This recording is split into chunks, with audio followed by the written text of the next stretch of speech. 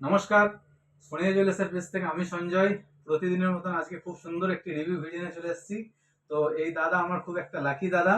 তো এর আগেও আমার ভিডিওতে এসেছিল এবং আমার কাছ থেকে অনেক কিছু কেনাকাটি করেছে। তো দিদিভাইকে একটু জানবো যে দিদিভাই কোথা থেকে এসেছে এবং দিদিভাইয়ের নাম কি। আমি আসানসোল থেকে এসেছি। আমার নাম রূপা দাস। দিদিভাই তো আগের ভিডিওতে আপনারা দেখেছিলেন যে আসানসোল থেকে এসেছেন। তো দিদিভাই আজকে কি সুন্দর একটি জিনিস এবং চোকার একটি নিয়েছেন, আপনাদেরকে দেখাবো।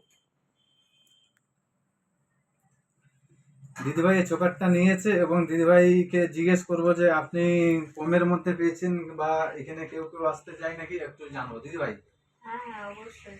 দিদিভাই এর আগে এসেছিলেন তো?